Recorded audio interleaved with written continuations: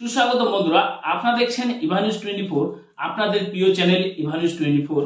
বন্ধুরা, আমি আজকে এমনই একটি ভাইরাল বিষয় নিয়ে আলোচনায় চলে আসি যে সিএএ, অর্থাৎ এই সিএএ কি।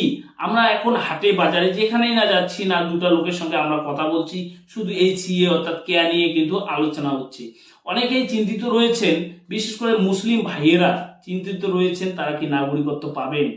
হ্যাঁ, এই নাগরিকত্ব কারা পাবেন, কিংবা এই সিএ এর জন্য কারা আবেদন করবেন, কাদের জন্য এই সিএ তে কারা সুবিধা পাচ্ছেন, কিংবা কাদের অসুবিধা হচ্ছে, আমরা কিন্তু আজকে এই ভিডিওতে আলোচনা করতে চলেছি। ইতিমধ্যেই আমাদের যে রাজ্যের মুখ্যমন্ত্রী রয়েছেন মমতা বন্দ্যোপাধ্যায়, তিনি কিন্তু দাবি করেছেন এই সিএ কিন্তু এনআরসির সঙ্গে যুক্ত রয়েছে। বন্ধুরা, একটু ভাবতে হবে, এই সিএ কিন্তু এনআরসির সঙ্গে যুক্ত রয়েছে। করবেন আপনাদের সব নাগরিকত্ব ক্যান্সেল করে দিয়ে, সব অধিকার ক্যান্সেল করে দিয়ে, এটা এনআরসির সাথে কানেক্টেড মনে রাখবেন, এটা এনআরসির সাথে কানেক্টেড মনে রাখবেন।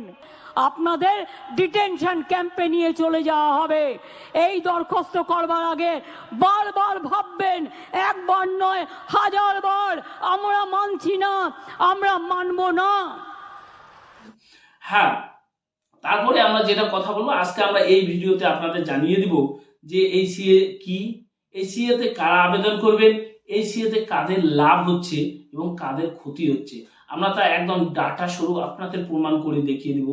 তার আগে আপনাদের একটি গুরুত্বপূর্ণ কথা বলতে চাই যে মোদী সরকার রয়েছে, আমাদের প্রধানমন্ত্রী নরেন্দ্র দামোদর মোদীজি, ওনাকে অসংখ্য ধন্যবাদ জ্ঞাপন করতে চাই। ওনার ট্যালেন্ট আছে, আপনারা কি ভাবছেন কি ভাবেন না আমি জানি না, ওনাকে অসংখ্য ধন্যবাদ আবারও দিচ্ছি।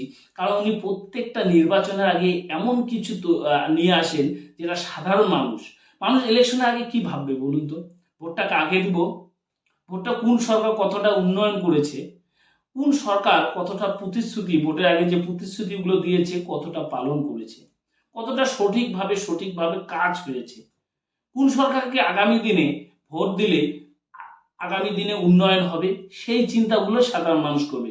তার মধ্যেই কিন্তু মোদী সরকার মানুষকে এমন একটা ব্যস্ততার মধ্যে ফেলাই দিল, যেখানে যাবেন সেখানে শুধু সিএ এনআরসি, আমরা কি নাগরিকত্ব পাবো, আমরা কি নাগরিকত্ব পাবো না, এটি নিয়ে কৌতূহল। এখন আমরা দেখেছি বিগত দিনে মোদী সরকার 15 লক্ষ টাকা যে ব্ল্যাক মানির কথা বলা হয়েছে, সেই ব্ল্যাক মানিতে 15 লক্ষ টাকা সাধারণ মানুষের প্রত্যেকটা অ্যাকাউন্টে যাবে, সেটা কি পেয়েছেন?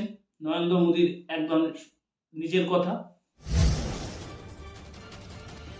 जो चोर लुटेरों के पैसे विदेशी बैंकों में जमा है ना, इतने भी हम रुपये ले आए ना, तो भी हिंदुस्तान के एक एक गरीब आदमी को मुफ्त में 15-20 लाख रुपए भी मिल जाए। তারপরে তিনি বলেছেন যে 2 লক্ষ বেকারের চাকরি, সেটাই কি। भाइयों बहनों, रोजगार आपको आपके प्रदेश में मिलना चाहिए कि नहीं मिलना चाहिए, आपके इलाके में मिलना चाहिए कि नहीं मिलना चाहिए। और इसलिए भाइयों बहनों, हमने मेक इन इंडिया का अभियान चलाया है। हम चाहते हैं छोटे छोटे कारखानों का जाल बिछे, छोटे छोटे कारखाने लगे, हर गांव गली मोहल्ले में रोजगारी का अवसर पैदा हो और नौजवान अपने ही इलाके में रोजगार कमाए, ताकि शाम को अपने माँ बाप के पास जाकर के बैठ सके, माँ बाप के साथ सुख दुख बांट सके, माँ बाप के साथ बैठ करके रूखी सूखी रोटी खा सके। ये हमें करना है भाई। তিনি দিতে পেরেছেন।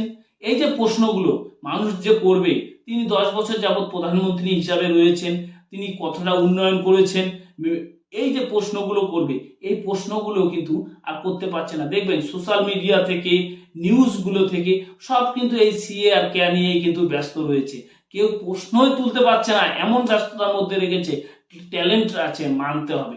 আপনারা একটু ভাবুন, ভাবলেই আপনারা বুঝতে পারবেন, এটি কিন্তু একদম সাধারণ বিষয়। তারপরে আমি যে বিষয়টিতে আসবো, আপনারা সিএ, এই সিএ কাদের জন্য, এই সিএটা কারা আবেদন করবে। বলা হয়েছে ভারতের নাগরিকত্ব সংশোধনীয় বিল 2019 সালের 21 ডিসেম্বর ভারতের সংসদে পাস হওয়া একটি আইন। এটি 1955 সালের নাগরিকত্ব আইনের সংশোধনের মাধ্যমে আফগানিস্তান, বাংলাদেশ এবং পাকিস্তান থেকে আগত নিপীড়িত সংখ্যালঘু হিন্দু, শিখ, বৌদ্ধ, জৈন, পার্সি এবং খ্রিস্টান ধর্মাবলম্বী অভিবাসীদের ভারতীয় নাগরিকত্ব পাওয়ার সুযোগ প্রদান করে। এই যে সিএ বলা হয়েছে, এই সিএ এর মাধ্যমে যারা আমাদের পাকিস্তান রয়েছে, আমাদের পার্শ্ববর্তী দেশ আফগানিস্তান রয়েছে কিংবা বাংলাদেশ রয়েছে, যারা ধর্মের কারণে ধর্মে অত্যাচারিত হয়ে আমাদের দেশে আসছে, তাদের নাগরিকত্ব। এখানে দেখুন আরেকটি গুরুত্বপূর্ণ আপডেট রয়েছে। 1955 সালের আইনের সঙ্গে তফাৎটা কোথায়? যে 1955 সালে এই আইন ছিল, সেই আইনের তফাৎটা কোথায়? এটা আমার কথা নয়, এটা হচ্ছে 1955 সালের নাগরিকত্ব আইনে কোনো ধর্মের উল্লেখ ছিল না। সেখানে যে ধর্ম বলা হয়েছে যারা বাইরে থেকে ধর্মে অত্যাচারিত হয়ে আসবে, কিন্তু কোনো ধর্মের কথা উল্লেখ ছিল না। কিন্তু 2019 সালের কেন্দ্রীয় সরকার যে সংশোধনীয় নাগরিকত্ব আইন পাশ করিয়েছে, তাতে স্পষ্ট ধর্মের উল্লেখ আছে। 1955 সালের নাগরিকত্ব আইনে স্পষ্ট বলা ছিল, কোনো ভারতীয় বংশোদ্ভূত বা ভারতীয় উপমহাদেশে জন্মানো নাগরিক নির্দিষ্ট মেয়াদের বেশি সময় এদেশে থাকলেই তাকে নাগরিকত্ব দেওয়া হবে। তার নির্দিষ্ট একটা সময় আছে, তার নির্দিষ্ট সময়ের বেশি যদি থাকে তাকে নাগরিকত্ব দেওয়া হবে যারা বিদেশি রয়েছে। এবারে এক্ষেত্রে মুসলিম বা অমুসলিম বলে আলাদা করে কিছু উল্লেখ করা ছিল না। যে আইনটা ছিল 1955 আইন, সেখানে কিন্তু কোনো হিন্দু এবং মুসলিমের উল্লেখ করা ছিল না। এখানে একই সঙ্গে বলা হয়েছিল নাগরিকত্ব পেতে টানা 1 বছর ভারতে থাকতে হবে। এছাড়াও বিগত 14 বছরের মধ্যে 11 বছর ভারতে থাকা বাধ্যতামূলক। 14 বছরের মধ্যে আপনাকে 11 বছর কন্টিনিউ থাকতে হবে। এখানে কিন্তু এই কথাই বলা হয়েছে 1955 সালের আইনে। নতুন আইনে সেই 11 বছরের সময়কাল কমিয়ে 5 বছর করা হয়েছে নতুন আইনে। এটা কার সুবিধা করে দেওয়া হলো? একটু ভাবুন দাদা, আপনাদের একটু ভাবতে হবে এই যে সুবিধা কার করা হলো, কাদের জন্য বলা হয়েছে।